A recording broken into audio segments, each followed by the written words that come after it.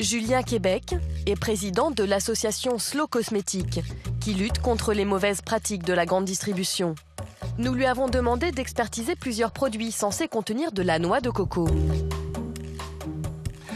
Alors, a priori, en effet, c'est tout coco. On a un savon, un savon coco. Si on regarde la liste des ingrédients, on a de l'huile de palme conventionnelle saponifiée, du parfum, des conservateurs conventionnels, des dérivés d'huile de palme, en veux-tu, en voilà.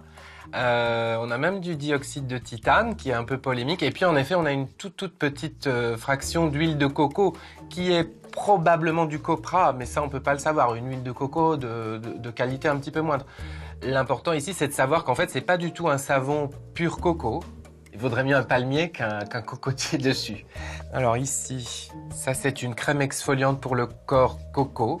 On va retrouver de l'huile de coco. Ici, elle est conventionnelle. Donc ça pourrait être du copra, ça pourrait être de l'huile de coco vierge, mais qui est plus coûteuse, donc on ne peut pas le savoir.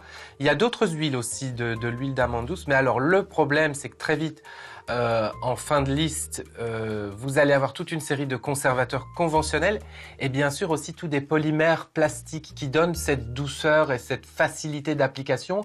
Donc là, on a un produit qui est pas naturel, qui est conventionnel, qui contient beaucoup d'ingrédients. C'est vraiment une liste à rallonge. Alors qu'en fait, c'était un gommage. On aurait peut-être mieux fait de mélanger de l'huile de coco vierge avec un peu de sucre. On aurait eu le même résultat vraiment naturel. Cet expert en cosmétologie dénonce ce que l'on appelle le greenwashing. Un procédé marketing visant à faire passer un produit comme naturel et écologiquement responsable, alors qu'il ne l'est pas. Sur des produits qui affichent carrément le nom de l'ingrédient, noix de coco, beurre de coco, huile de coco, avec des images, on s'attend vraiment à ce que ce soit, un, l'ingrédient phare, et deux, que cet ingrédient ne soit pas solubilisé comme ça dans un océan de pétrole, de plastique, de pétrochimie, voire de conservateurs polémiques, on l'a vu.